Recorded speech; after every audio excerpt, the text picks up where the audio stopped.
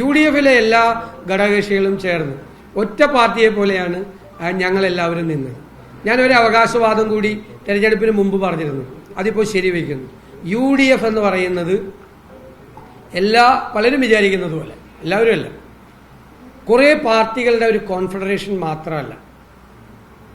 എന്തുകൊണ്ടാണ് വിജയിക്കുമെന്ന് നിങ്ങൾ ഉറപ്പ് പറയുന്നത് എന്ന് ചോദിച്ചപ്പോൾ ഞാൻ പറഞ്ഞ മറുപടി, ഇന്നത്തെ UDF കുറേ രാഷ്ട്രീയ പാർട്ടികളുടെ ഒരു കോൺഫെഡറേഷൻ മാത്രമല്ല, അത് ഒരുപാട് സാമൂഹ്യ ഘടകങ്ങൾ കൂടി ഉൾപ്പെടുന്ന ഒരു വലിയ പൊളിറ്റിക്കൽ പ്ലാറ്റ്ഫോമാണ്. ഇതായിരുന്നു ഞങ്ങളുടെ വിജയിക്കുമെന്നതിൻ്റെ ഏറ്റവും വലിയ അവകാശവാദം. ഇത് ഇന്നൊരു കേരളത്തിലെ ഏറ്റവും വലിയ പൊളിറ്റിക്കൽ പ്ലാറ്റ്ഫോമാണ് ടീം UDF എന്നാണ് ഈ തെരഞ്ഞെടുപ്പിലൂടെ ജനങ്ങൾ തെളിയിച്ചിരിക്കുന്നത്. അതാണ് ഇനി വരാനിരിക്കുന്ന കാലത്തിന്റെ മാറ്റം. കഴിഞ്ഞ ഉപതെരഞ്ഞെടുപ്പുകളിലെ വിജയത്തിന്റെ തുടർച്ചയാണ്.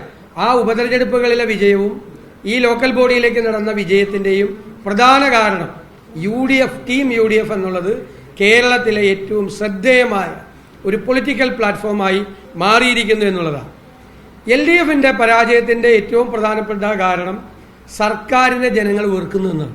ഒന്നാമത്തെ കാര്യം, വെറുക്കുന്നു. എല്ലാ സർക്കാരുകളോടും കേരളത്തിലെ ജനങ്ങൾക്ക് എതിർപ്പുകൾ ഉണ്ടായിട്ടുണ്ട്. പക്ഷെ ജനം വെറുക്കുന്ന ഒരു ഗവൺമെന്റായി പിണറായി സർക്കാർ മാറി. രണ്ടാമത്തെ കാര്യം എന്ന് പറയുന്നത് അവർ കാണിച്ച വർഗീയതയാണ്.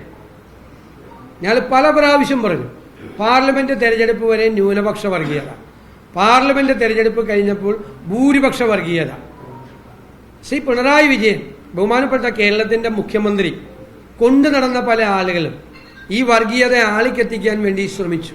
വർഗീയത BJP-യുടെ അതേ അജണ്ടയാണ് CPM ഉണ്ടാക്കിയത്. BJP ഒരു വർഗീയ ഫാസിസ്റ്റ് കക്ഷിയാണ്.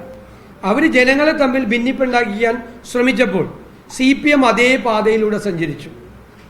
ഇന്ന് BJP-ക്ക് ഏതെങ്കിലും സ്ഥലങ്ങളിൽ തിരുവനന്തപുരം ഉൾപ്പെടെ നേട്ടങ്ങൾ ഉണ്ടായിട്ടുണ്ടെങ്കിൽ അതിൻ്റെ പ്രധാനപ്പെട്ട കാരണം CPM കളിച്ച ഈ ഭൂരിപക്ഷ വർഗീയ പ്രീണനമാണ്.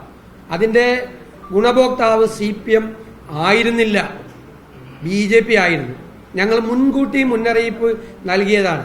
1987 EMS നമ്പൂതിരിപ്പാട് എടുത്ത തന്ത്രം 2025-ലും 26-ലും വിലപ്പോവില്ല. അദ്ദേഹത്തിൻ്റെ 87-ലെ തന്ത്രത്തിനന്ന് ഗുണമുണ്ടായി. ഇന്ന് അതല്ല. ഇന്ന് അതിൻ്റെ ഗുണഭോക്തായി മാറുന്നത് വർഗീയ ഫാസിസ്റ്റ് ശക്തികളായിരിക്കും എന്ന UDF-ന്റെ മുന്നറിയിപ്പിന് അടിവരയിടുന്ന സംഭവം കൂടിയാണ് ഉണ്ടായത്.